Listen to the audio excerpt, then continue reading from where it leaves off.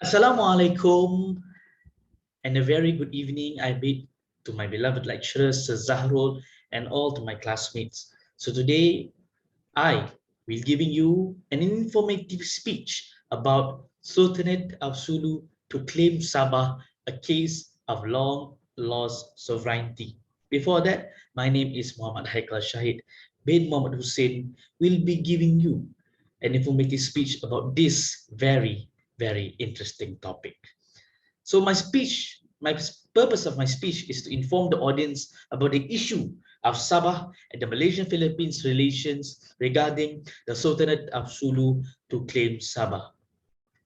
First of all, do every one of you remember on 5th of March 2013, the Malaysian forces launched a land and air counter-offensive to put an end to the intrusion in Sabah by armed men from the self-styled Royal Sulu Army, RSA for short. The month-long crisis is still ongoing, is tapering off until this day, but it has brought international attention to a long dominance claimed by the descendants of the Philippines-based Sulu Sultanate over Sabah, which has been a part of Malaysia since 1963. So ladies and gentlemen, in my speech today, I will be explaining about the history of Sabah claim, the Sabah claim and international law, and the changed scenario. Ladies and gentlemen, what is the story? What is the history of the Sabah claim? So first of all, the Sultan Sulu sought to support his contention by asserting that the rent paid by the Malaysian embassy in Manila to him was recognition of his sovereignty over Sabah. That's the first thing. And the second thing is the Sultan spokesman, before that was Abraham Ijirani, that the Sultan and his followers would remain in Sabah and not return to the Philippines despite the offensive to dislodge them. So that is the beginning of the story of the history of the Sabah claim. And on the 2nd March, President Aquino had urged the armed followers of the Sultan who had entered Lahad Datu in Sabah to surrender without conditions to prevent further loss of lives. And the followers of the Sultan by then refused to do so, resulting in deadly clashes with the Malaysian police. The situation worsened in Lahad Datu and spread to Semporna and Kunak. That is such a deadly case by then, and with the overall death toll so far that standing at 62, including 8 from the Malaysian police and armed forces. So ladies and gentlemen, in the history of the Sabah claim, after the World War II, the British allowed North Borneo to join the Federation of Malaysia in 1963, and it was renamed Sabah from North Borneo to Sabah.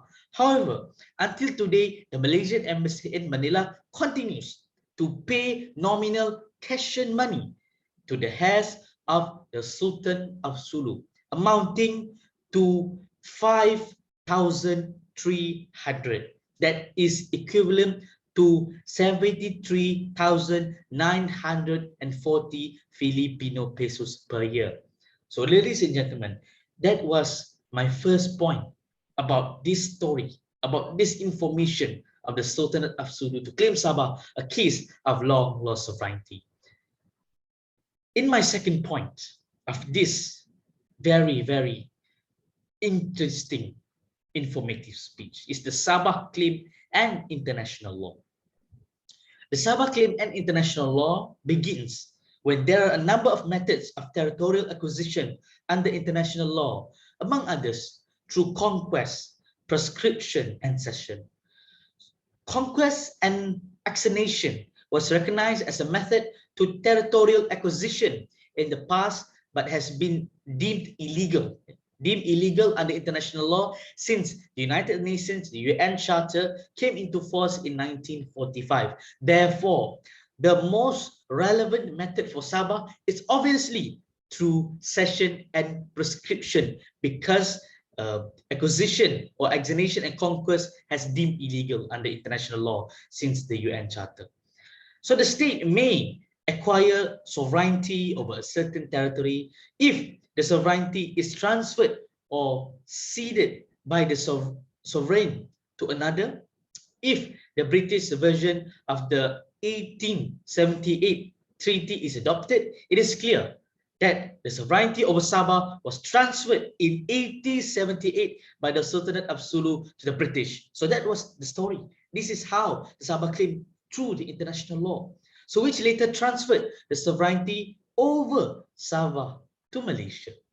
In addition, under international law, prescription refers to acquisition of sovereignty by the way of actual exercise of sovereignty, maintained for a reasonable period of time and is effected without objection from any states.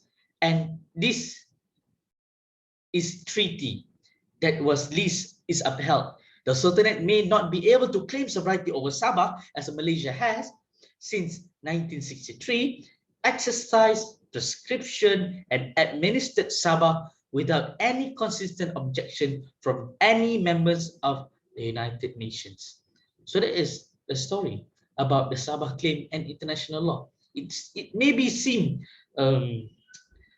confused, but in conclusion to this point is how the international law is still able, or the Sultanate may not able to claim the sovereignty of Sabah as Malaysia has since 1963, but how they exercise prescription and administer Sabah without any consistent objection from the members of the United Nations itself.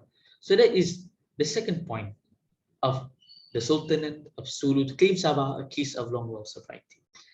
So in my last point, the change scenario, ladies and gentlemen, in the change scenario, Sabah was not annexed as it voluntarily joined the Federation of Malaysia. Yeah, because as I explained, that North Borneo has changed name to Sabah, was not annexed as it voluntarily joined the Federation of Malaysia in 1963. Malaysia has since installed a working government to the administer of Sabah, with the international community recognizing Sabah as a part of Malaysia.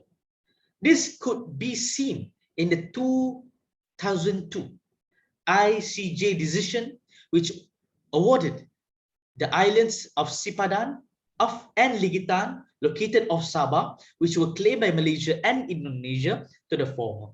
This decision, ladies and gentlemen, this decision has further underscored the fact that Sabah has always been a part of Malaysia, never been a part of Philippines or the Sulu, the Sulu island, or the Sultanate of Sulu.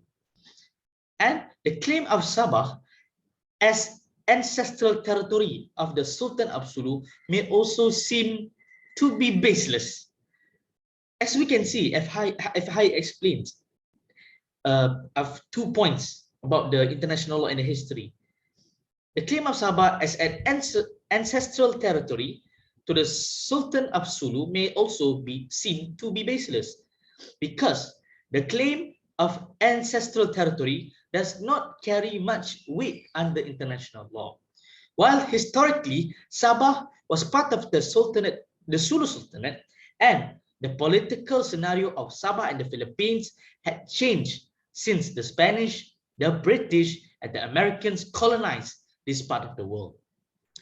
And as you can see, Cesarol and all of my classmates, Sabah is now part of Malaysia, and the question of whether or not the Sultanate of Sulu could claim sovereignty over Sabah as their ancestral territory is open to debate, in my opinion. And in this respect, the claim of Sabah by the Sultan of Sulu could be seen as reminiscent of a long-lost sovereignty.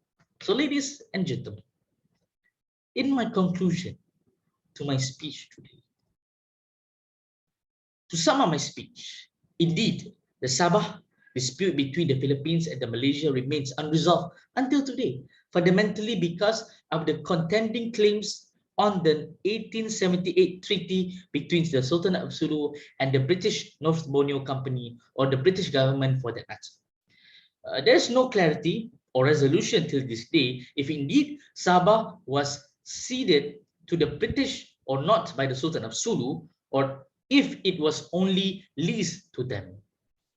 One thing is certain, Sabah was ceded to Malaysia together with Sarawak and Singapore by Great Britain to form the Federation of Malaysia in 1963.